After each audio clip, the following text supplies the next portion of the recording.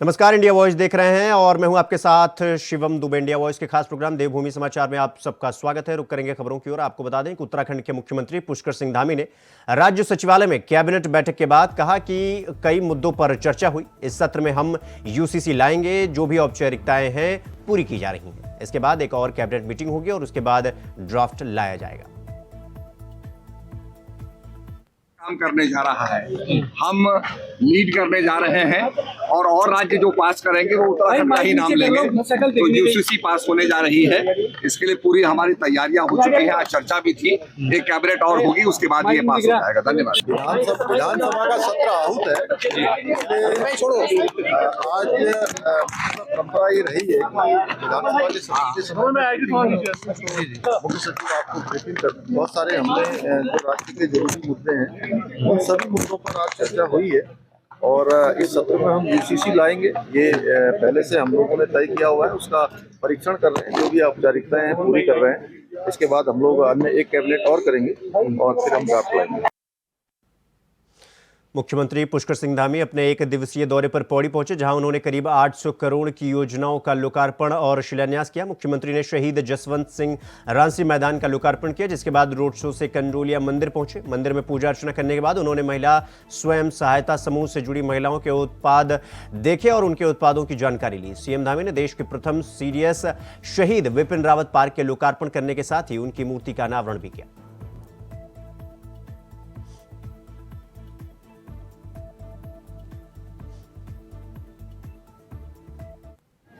आज जो हमारी माताएं बहनें हैं, उनके उत्थान के लिए, उनके उन्नयन के लिए, उनको आत्मनिर्भर बनाने के लिए, उनको हर प्रकार से मजबूती मिले, रोजगार करें, स्वरोजगार करें, आर्थिकी को बढ़ाएं, उसके निमित्त जो आज यहाँ मातृशक्ति महोत्सव, जो हमारा मातृशक्ति के उत्थान का और उनको एक मंच देने का कार्यक्रम था, उस महोत्सव में आज 850 करोड़ से भी ज़्यादा योजनाओं का लोकार्पण और शिलान्यास हुआ है, जो निश्चित रूप से पौड़ी जनपद के विकास में एक नया अध्याय इससे लिखा जाएगा।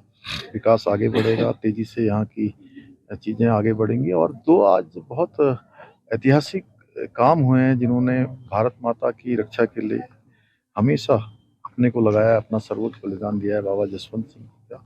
उनका भी आज प्रतिमा का अनावरण हुआ और यहीं पर आज जहां इतना बड़ा हमारा यहाँ पर तिरंगा ध्वज आज यहाँ स्थापित हुआ।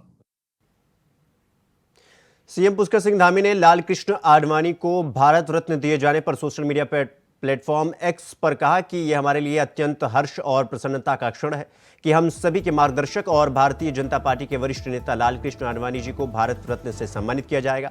आडवाणी जी भारतीय राजनीति के शिखर पुरुष होने के साथ ही शुचिता और प्रतिबद्धता के सशक्त प्रतीक है।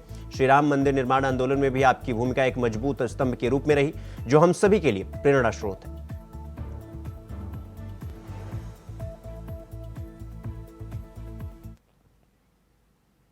बीजेपी के दिग्गज नेता लाल कृष्ण आडवाणी को केंद्र सरकार भारत रत्न से सम्मानित करेगी। प्रधानमंत्री नरेंद्र मोदी ने ट्वीट करके इसकी जानकारी दी। भाजपा प्रदेश प्रवक्ता हनी पाठक ने कहा कि लाल कृष्ण आडवाणी को भारत रत्न से सम्मानित करना देश के लिए गौरव की बात है। लाल कृष्ण आडवाणी काफी लंबे समय से भाजपा के साथ जुड़े हैं और उन्होंने कहा कि राम मंदिर के निर्माण में भी उनका महत्वपूर्ण योगदान रहा है। लाल कृष्ण आडवाणी भाजपा की नींव है, जिन्हें भारत रत्न सम्मान से नवाजा जाएगा। के लिए गौरव का विषय है वो लाल कृष्ण आडवाणी जी, जिन्होंने इतना लंबा संघर्ष किया। जनसंघ के समय से वो भारतीय जनता पार्टी की नींव रखने में लगे हुए थे और आज जो राम मंदिर का निर्माण हुआ है उसमें भी उनका एक अभूतपूर्व योगदान रहा है, जिसको भुलाया नहीं जा सकता कदापि। तो इसको देखते हुए अगर उनको आज भारत रत्न का पुरस्कार मिल रहा है तो ये एक गौरवपूर्ण क्षण है। इतिहास इसे हमेशा याद रखेगा कि इतने वरिष्ठ नेता को, जो कि पार्टी की नींव है भारतीय जनता पार्टी की और भारतीय जनता पार्टी की धरोहर है, उनको इस सम्मान से नवाजा जा रहा है। खबरों में आगे बढ़ेंगे। आपको बता दें कि उत्तराखंड के रुड़की में यूसीसी यानी यूनिफॉर्म सिविल कोड को लेकर लोगों में तरह तरह की भ्रम की स्थिति बनी हुई है। उत्तराखंड सरकार जल्द ही यूनिफॉर्म सिविल कोड लागू करने जा रही है, जिसको लेकर लोगों ने प्रतिक्रियाएं दी है। मुस्लिम समाज के लोगों ने कहा कि हम सरकार के साथ हैं, लेकिन शरीयत के खिलाफ कोई काम नहीं करेंगे। वहीं अंतर्राष्ट्रीय शायर अफजल मंगलोरी ने कहा कि यूसीसी सिर्फ मुसलमानों के लिए नहीं है, इसमें हिंदू, मुस्लिम, सिख, ईसाई सभी समाज के लोग हैं। इससे घबराने की जरूरत नहीं है, इसका कुछ लोग गलत प्रचार कर रहे हैं। कारी नशीम का कहना है कि सरकार जो कानूनी कार्रवाई करती है या जो कानून बनाती है, सभी को ध्यान रखकर में बनाती है, लेकिन सरकार से गुजारिश है कि जो भी कानून बनाए इस्लाम और शरीयत के खिलाफ ना हो।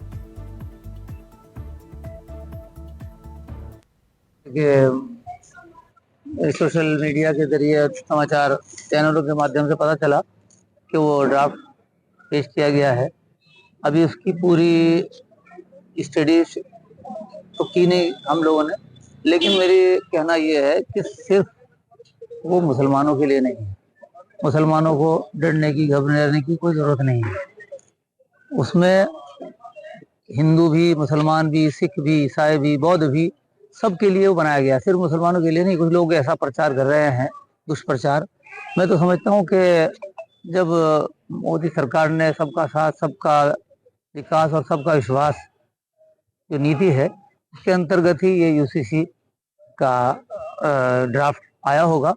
और सरकार कोई भी रही हो, चाहे भाजपा की हो या कांग्रेस हो, किसी का ये मंशा नहीं रहता कि किसी समुदाय को या किसी धर्म को निशाना बनाया जाए। देखो भाई, हम हिंदुस्तानी हैं और हम इस मुल्क के एक एक कानून की इज्जत और एहतराम करते हैं, उसी के मुताबिक अपनी जिंदगी गुजारेंगे।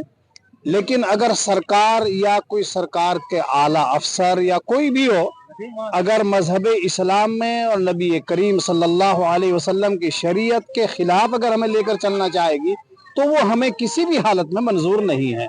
यहाँ के सेकुलर निज़ाम है और यहाँ की सरकार ने हमें ये इख्तियार हर मजहब को दिया है कि वो अपनी अपनी शरीयत के मुताबिक कानून पर अमल करें।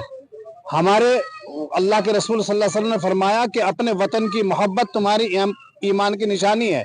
हम अपने वतन की एक एक ईंट से मोहब्बत करते हैं, लेकिन उसका मतलब ये नहीं है कि हम अल्लाह के रसूल के खिलाफ चले जाएं, ये नहीं हो सकता। अगली खबर हरिद्वार से है, जहां लोकसभा चुनाव 2024 को सकुशल संपन्न कराने के लिए आज मेला कंट्रोल भवन में सीमावर्ती जनपदों के वरिष्ठ अधिकारियों के साथ एसएसपी ने बैठक आयोजित की, जिसमें हरिद्वार की सीमा से लगे बिजनौर, मुजफ्फरनगर और सहारनपुर जिले के आयोग ने बताया कि गाइडलाइन के तहत आज एक इंटरेस्ट रेट मीटिंग बुलाई गई थी, जिसके माध्यम से आगामी लोकसभा चुनाव को सकुशल संपन्न कराने के लिए आपसी सूचनाओं के आदान प्रदान और बॉर्डर पर सघन चेकिंग पॉइंट चिन्हीकरण के बारे में विस्तार पूर्वक चर्चा हुई।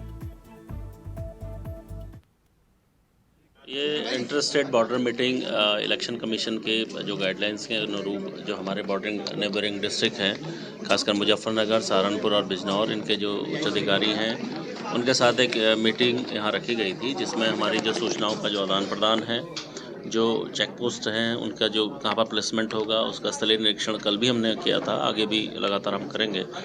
और किस तरीके के अरेंजमेंट्स होने चाहिए, कैसे कोऑर्डिनेशन हम लोगों को एक दूसरे से और बेहतर करना है, इस संबंध में एक विस्तृत परिचर्चा इस पर की गई है। और उसके जो रिजल्ट्स हैं वो इलेक्शन में अच्छे रिजल्ट्स भी आएंगे। अगली खबर डोईवाला से है, जहां मुख्यमंत्री पुष्कर सिंह धामी और कैबिनेट मंत्री प्रेमचंद अग्रवाल ने अपने बड़े भाई स्वर्गीय ताराचंद अग्रवाल को नमन कर श्रद्धांजलि अर्पित की। उन्होंने शोक संतप्त अग्रवाल परिवार को ढांढस बताया। आपको बता दें कि कैबिनेट मंत्री प्रेमचंद अग्रवाल के बड़े भाई स्वर्गीय ताराचंद अग्रवाल काफी लंबे समय से बीमार चल रहे थे और कल कैबिनेट मंत्री प्रेमचंद अग्रवाल के बड़े भाई का निधन हो गया था। आपको बता दें कि कैबिनेट मंत्री सतपाल महाराज, धन सिंह रावत, टिहरी गढ़वाल सांसद महारानी लक्ष्मी शाह, विधानसभा अध्यक्ष रितु खंडूरी और तमाम विधायकों ने भी कैबिनेट मंत्री अग्रवाल के घर पहुंचकर स्वर्गीय ताराचंद अग्रवाल को श्रद्धांजलि अर्पित की।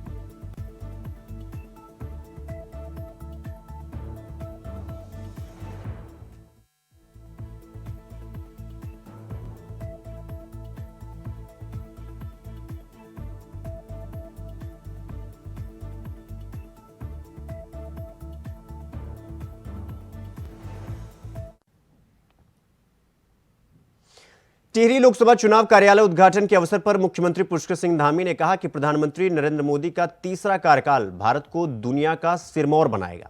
आगे मुख्यमंत्री ने यह भी कहा कि इस लोकसभा चुनाव में बीजेपी को प्रचंड बहुमत से जीत मिलने वाली है, क्योंकि बीजेपी राजनीति और राष्ट्रनीति को लेकर चलती है। वहीं कांग्रेस प्रदेश अध्यक्ष करण मारा ने कहा कि भारत की अर्थव्यवस्था हीरो से जीरो हो गई है। सरकारी कंपनियां बिक रही हैं, नवरत्न कंपनियों को लगातार खतरा बना हुआ है। अर्थव्यवस्था हीरो से जीरो हो गई। जितना कर्जा आज तक के प्रधानमंत्री ने 70-72 साल में लिया, उससे 3 गुना कर्जा जो है मोदी जी 10 सालों में ले चुके हैं। सारी सरकारी संपत्तियां बिक रही हैं, नवरत्न कंपनियों को खतरा है, महिलाएं खतरे से जूझ रही हैं, सीमाएं खतरे से जूझ रही हैं। मेडिकल की हालत यह है कि कोरोना में हमने देख लिया कि थाली और शंख बजाकर कोरोना को भगाने की एक नाकाम कोशिश और पूरे विश्व में बेइज्जती हमारी कराई है। नाली की गैस से वो गैस जला के, चूल्हा जला के पकौड़ियां तल दे रहे हैं। तो ऐसे में निश्चित ही गौरव बढ़ेगा, और ऐसे ही अगर 5 साल और मिल गए तो हिंदुस्तान की हालत पता नहीं क्या होगी। टोटल जीडीपी का 100% से ज्यादा हो गया है कर्जा। तो वहीं हाथरस में रामकथा कर रहे तुलसी पीठाधीश्वर रामभद्राचार्य महाराज की अचानक तबीयत बिगड़ गई। सीने में दर्द और सांस लेने में दिक्कत होने पर उन्हें देर रात एयर एम्बुलेंस से देहरादून लाया गया, जहां उन्हें एक निजी अस्पताल में भर्ती कराया गया। शुरुआती जांच में उनके सीने में संक्रमण का पता चला था, लेकिन देहरादून में उनका इलाज कर रहे डॉक्टर श्री कृष्णा अवतार ने कहा कि जगतगुरु रामभद्राचार्य की तबीयत अभी पहले से काफी बेहतर है और खतरे की अब कोई बात नहीं है। श्रद्धेय स्वामी श्री रामभद्राचार्य जी जगत गुरु तुलसी पीठाधीश्वर कल रात को आगरा से यहाँ पर एयरलिफ्ट किए गए। अब उनका स्वास्थ्य काफ़ी बेहतर है। उनकी छाती में संक्रमण की, इन्फेक्शन की समस्या थी और उसकी वजह से उनका सांस फूल रहा था और सीने में दर्द था। अब उनका स्वास्थ्य काफ़ी पहले से बेहतर है, खतरे की कोई बात नहीं है। गुरुदेव विश्राम कर रहे हैं और हमारे डॉक्टरों की टीम उन पर, उनके स्वास्थ्य पर लगातार नजर रखे हुए है। तो वही खबर आ रही है देहरादून से, जहां रामभद्राचार्य महाराज की तबीयत बिगड़ गई है। ये आपको बता दें कि दून अस्पताल में उनका इलाज चल रहा है। इस वक्त की देहरादून की सबसे बड़ी खबर हम आपको बता रहे हैं, जहां रामभद्राचार्य महाराज की तबीयत बिगड़ गई, जिसके बाद उन्हें दून अस्पताल में ले जाया गया, जहां पर उनका इलाज चल रहा है। मुख्यमंत्री धामी अस्पताल में स्वामी रामभद्राचार्य से मिलने जाएंगे। जी हां, सीएम अस्पताल में जाकर के रामभद्राचार्य से मुलाकात करेंगे। खबर हम देहरादून से बता रहे हैं आपको, जहां पर रामभद्राचार्य महाराज की तबीयत बिगड़ी और इसके बाद उन्हें दून अस्पताल में भर्ती कराया गया, जहां उनका इलाज चल रहा है। और अब उत्तराखंड के मुख्यमंत्री पुष्कर सिंह धामी उनसे मिलने के लिए दून अस्पताल में जाएंगे। दून अस्पताल में इलाज चल रहा है रामभद्राचार्य जी का, जहां पर मुख्यमंत्री पुष्कर सिंह धामी उनसे मिलने के लिए अस्पताल जाएंगे। कैबिनेट मंत्री गणेश जोशी ने आज देहरादून के एक निजी अस्पताल में उपचार के लिए भर्ती रामभद्राचार्य जी का हालचाल जाना और उनके शीघ्र स्वस्थ लाभ की कामना की। कैबिनेट मंत्री गणेश जोशी ने भेंट के दौरान रामभद्राचार्य का आशीर्वाद भी लिया। कैबिनेट मंत्री गणेश जोशी ने कहा कि गुरुदेव हमारी एक धरोहर है। कल के मुकाबले आज उनके स्वास्थ्य में काफी सुधार है। मंत्री ने बताया कि मुख्यमंत्री पुष्कर सिंह धामी भी लगातार उनकी स्वास्थ्य की जानकारी ले रहे हैं। उन्होंने जगतगुरु रामभद्राचार्य को शीघ्र स्वस्थ होने की कामना की है।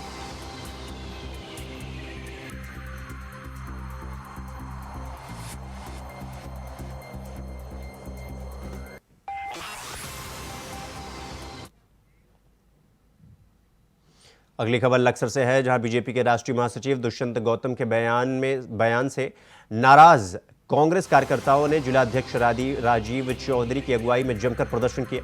कांग्रेस कार्यकर्ता ने जिलाध्यक्ष राजीव चौधरी के साथ लक्सर के बालावाली तिराहे पर एकत्र होकर दुष्यंत गौतम का पुतला फूंका। इसके बाद उन्होंने बीजेपी के राष्ट्रीय महासचिव दुष्यंत गौतम के खिलाफ जमकर प्रदर्शन भी किया। भारतीय जनता पार्टी में एक राष्ट्रीय महासचिव हैं जो दिमाग से पैदल हैं, जिनके अंदर संस्कारों की कमी है, दुष्यंत गौतम। जब भी देखो लगातार वो कई बार कांग्रेस के बारे में और अन्य नेता और राजनीतिक पार्टियों के बारे में अनर्गल बयानबाजी करते हैं। उन्होंने भी एक बयान दिया कि इंडिया का गठबंधन जो है कुत्तों की जमात है, जिसकी जितनी निंदा की जाए कम है। आज हम पुतला फूंककर दुष्यंत गौतम को और भाजपा पार्टी का ये अपना विरोध जता रहे हैं और दुष्यंत गौतम को चेतावनी देना चाहते हैं जिला कांग्रेस कमेटी की तरफ से कि अपने शब्दों को सही से चयन करें, अपनी जबान पर कंट्रोल रखें। कहीं ऐसा ना हो कांग्रेस का कार्यकर्ता किसी दिन भड़क गया तो उसकी जबान पर कील ठोकने का काम कांग्रेस के लोग करेंगे।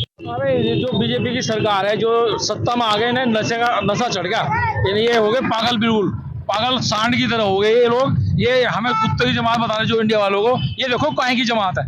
इसलिए इनका बुरा टाइम शुरू हो गया है, इनके घड़े फूटने वाले हैं, इसलिए इनका हम विरोध करते हैं। ये इस तरह से कोई भी मतलब अलग-अलग बयान देते हैं तो उसका विरोध करते हैं और हमारे सभी कार्यकर्ता एकजुट होकर इनका इलाज करने का इंतजाम करेंगे। खबरों में आगे बढ़ेंगे। अगली खबर कर्णप्रयाग से है, जहां विकासखंड नंदानगर के जोखना गांव के एक युवक के अनुसूचित जाति के निर्गत प्रमाण पत्र में जाति के स्थान पर जाति सूचक शब्द का प्रयोग करने पर नाराजगी जाहिर की है, जिसकी शिकायत अनुसूचित जाति के लोगों ने डीएम को ज्ञापन सौंप कर किया है। उन्होंने संबंधित अधिकारी पर कार्रवाई करने की मांग की है।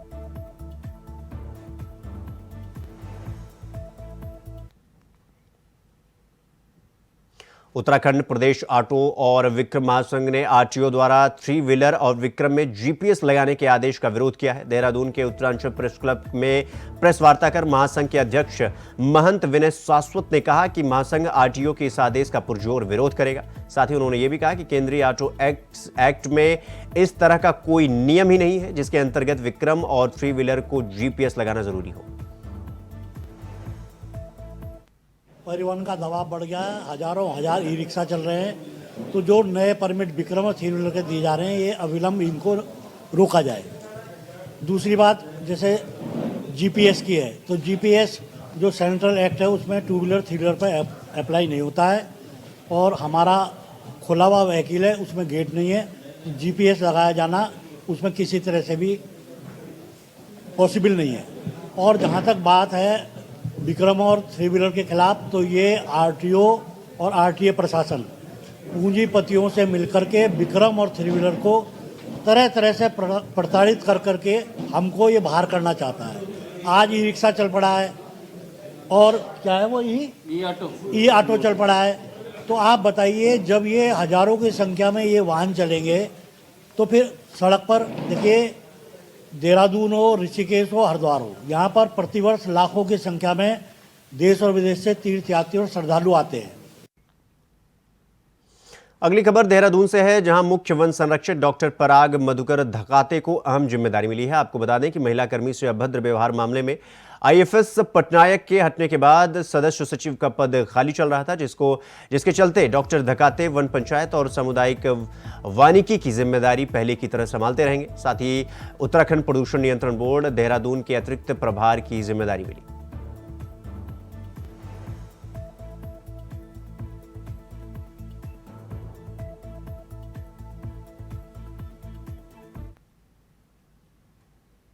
तो अगली खबर हरिद्वार से है, जहां लोकसभा सीट से चुनाव लड़ने को लेकर पूर्व मुख्यमंत्री हरीश रावत ने हरिद्वार से चुनाव लड़ने की इच्छा जाहिर की।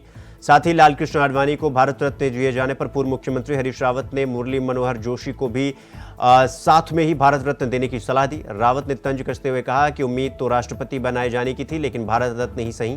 हरीश रावत ने हरिद्वार से दावेदारी पर बात करते हुए कहा कि इच्छा कोई आदेश नहीं होता।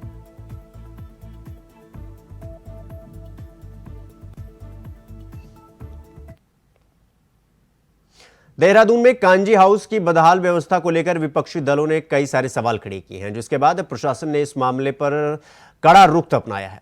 कांग्रेस के मुख्य प्रदेश प्रवक्ता गरिमा दसोनी ने कहा कि विपक्षी दलों के द्वारा सवाल खड़े किए जाने पर और बदहाल व्यवस्था को दिखाने का काम किया था, जिसके बाद अब प्रशासन अब जग चुका है, जिससे कांजी हाउस की बदहाल व्यवस्था को दुरुस्त करने का काम किया जा रहा है।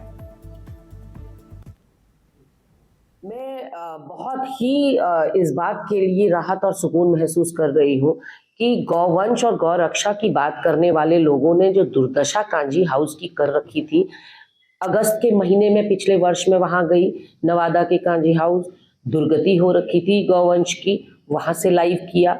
इस बार फिर कांजी हाउस से खबर मिली कि 1 दर्जन से ज्यादा गौ माता मरी हुई हैं और उतनी ही लगभग बीमार हैं, गंभीर अवस्था में है।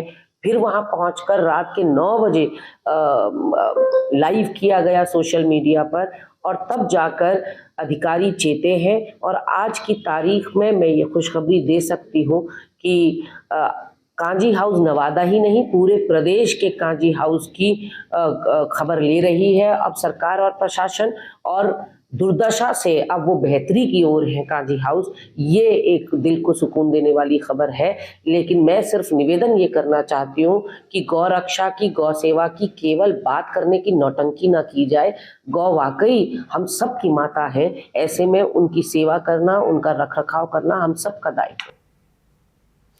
खबरों में आगे बढ़ेंगे। अगली खबर हल्द्वानी से है, जहां प्रशासन ने बनभूलपुरा में मल्लिक के बगीचे नामक स्थान में अतिक्रमण मामले में कार्रवाई की, जिसके बाद वहां मस्जिद और मदरसे पर प्रशासन के अतिक्रमण ध्वस्त करने के लिए निर्धारित तारीख 4 फरवरी को लेकर असमंजस बन गया है। जहां आज मुस्लिम वर्ग के मौलानाओं और सामाजिक मुस्लिम नेताओं ने नगर आयुक्त पंकज उपाध्याय और सिटी मजिस्ट्रेट रीचा सिंह के पास अपनी बात रखी। उन्होंने प्रशासनिक अधिकारियों के समक्ष अपना ज्ञापन भी प्रस्तुत किया, जहां मुस्लिम वर्ग ने सभागार में हंगामा और अप्रत्यक्ष चेतावनी प्रशासनिक अधिकारियों को दी।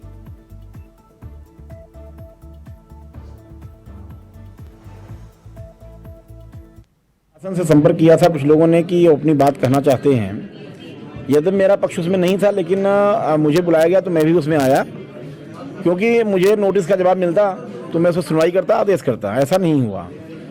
एकत्र होकर के लोगों ने इस बात पर दबाव देने का प्रयास किया कि धार्मिक दृष्टिकोण से संरक्षित किया जाए। मुख्य मसला यह है कि नजूल जमीन के बीचों बीच बिना किसी अनुमति के वहाँ पर एक व्यक्ति विशेष द्वारा मदरसा और नमाज स्थल के नाम से संरचनाएं बना दी जाती हैं। वो कहाँ से फंड आया, कैसे बनाया गया, कौन से संगठन ने बनाया, उसके लिए क्या समिति बनाएगी, कैसे चलेगी, कौन संचालन करेगा, उसका स्वरूप क्या होगा, ऐसा कुछ ये लोग भी स्पष्ट नहीं कर पाए हैं। निगम के सभागार में जो मल्लिक के बगीचे में नोटिस दिया गया था, जो एक स्ट्रक्चर है उसको नगर निगम के द्वारा, उसके संबंध में आज वार्ता हुई है। तो उसमें यहाँ पर उन्होंने अपने पक्ष में जो बातें कहनी थी वो कही, जो इसमें नगर निगम का जवाब था वो भी उनको दिया गया है। तो वहीं उत्तराखंड मौसम विज्ञान केंद्र ने उत्तराखंड में बारिश और बर्फबारी को लेकर पूर्वानुमान जारी किया है। उत्तराखंड मौसम विभाग के निदेशक विक्रम सिंह के मुताबिक 3 फरवरी देर शाम से प्रदेश के ज्यादातर हिस्सों में बारिश की संभावना है, वहीं 2500 मीटर तक और उससे ऊपरी इलाकों में बर्फबारी होगी। विक्रम सिंह ने बताया कि 4 फरवरी से प्रदेश में ज्यादातर हिस्सों में मध्यम बारिश और बर्फबारी की संभावना है और ज्यादा है उत्तरकाशी, रुद्रप्रयाग, बागेश्वर, चमोली और पिथौरागढ़ में भारी बर्फबारी होगी। मौसम विभाग के निदेशक ने यह भी बताया कि 6 तारीख के बाद मौसम साफ हो जाएगा।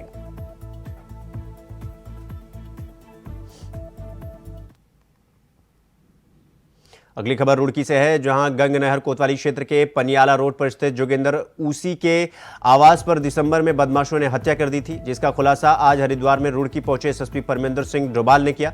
आपको बता दें कि पुलिस कप्तान ने जोगिंदर हत्याकांड का सनसनीखेज खुलासा करते हुए बताया कि प्रॉपर्टी के लालच में जोगिंदर के बेटे ने शूटरों के साथ मिलकर उनकी हत्या करवा दी थी, जिसके बाद पुलिस ने तमाम अधिकारियों और सीआईयू की टीम ने मिलकर इस हत्याकांड का खुलासा करते हुए 6 आरोपियों को गिरफ्तार किया है। साथ ही पुलिस ने हत्या में उपयुक्त हथियार भी बरामद कर लिए।